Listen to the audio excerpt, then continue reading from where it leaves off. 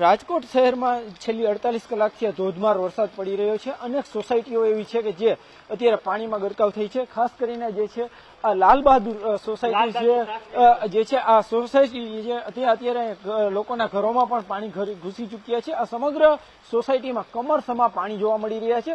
હાલ જે રીતના વાત કરવામાં આવે તો વાહન છે તે પણ ક્યાંક ને ક્યાંક જળમગ્ન થઈ ગયા છે। આવી અનેક વાહનો છે કે જે અત્યારે અહીંયા જે છે જળમગ્ન થઈ ગયા છે। બીજી તરફ લોકોના ઘરની અંદર પણ પાણી ઘૂસી ચૂક્યા છે। હાલ આપણી સાથે અહીંયા જે છે એક સ્થાનિક વ્યક્તિ, આપણે એમની સાથે પણ વાત કરવાનો પ્રયાસ કરીશું જેમના ઘરની અંદર પાણી ઘૂસ્યા છે। સમગ્ર શેરી છે ત્યાં છે છાતીસમા પાણી છે। શું કહેશો કાકા, પાણી ઘરમાં ઘૂસી ગયા છે? અમારા ઘરમાં આ પ્રોબ્લેમ તો છેલ્લા 50 વર્ષથી અમે રહી છીએ અને છે જ।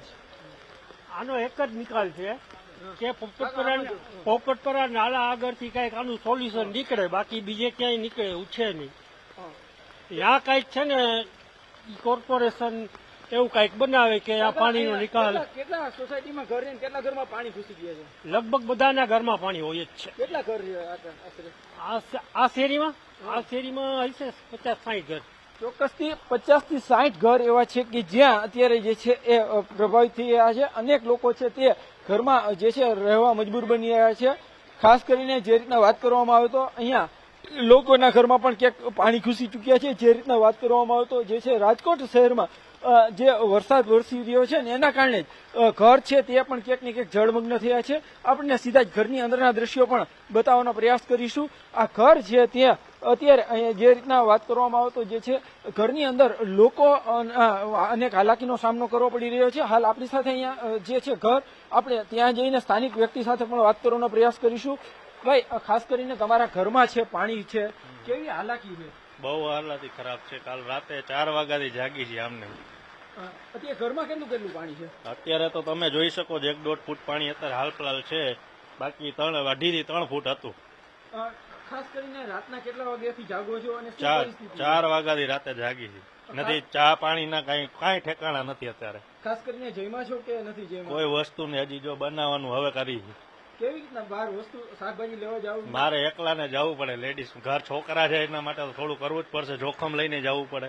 ચોક્કસથી જે રીતના વાત કરવામાં આવે તો આ પરિવાર છે તે હેરાન પરેશાન છે। ખાસ કરીને આપણને જે છે ઘરના અંદરના દ્રશ્યો પણ બતાવવાનો પ્રયાસ કરીશું। અત્યારે જે છે અહીંયા ભારે હાલાકીનો સામનો કરવો પડી રહ્યો છે। ઘરની અંદર જે વાહન રાખેલા છે એ વાહન પણ ડૂબેલા છે।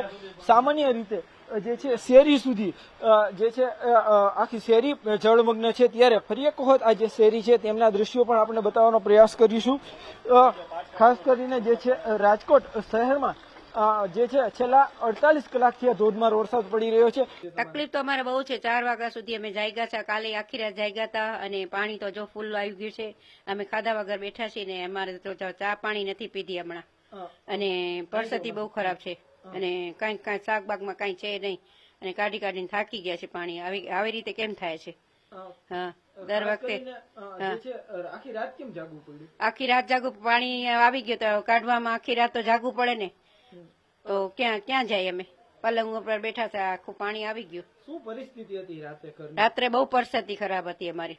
કેવી હતી? બહુ ખરાબ હતી। પાણી બહુ ઉપર આવી ગયું હતું, બધે અમારું સામાન બગડી ગયું। ટીવીમાં નુકસાન થયું, કબટ વયા ગયા, સેટીમાં પાણી આવી ગયું, ગોદડા બગડી ગયા, બધે બગડી ગયા, કપડા બગડી ગયા। કેટલા રૂપિયાની નુકસાની? હવે નુકસાની કેટલા રૂપિયાની થાય તો હવે કેમ કઈ, કદાચ નુકસાની 25 જેટલી 30 જેટલી નુકસાની થઈ ગઈ છે। એટલી ટીવીમાં નુકસાન, પાણી આવી ગયો, લાઇટ વહી ગઈ। હા, કેવી રીતે અમે ભેગું કર્યું ને અમારી પાસે એટલા બધા થોડી હોય પૈસા, અને પરિસ્થિતિ અમારી બહુ ખરાબ છે।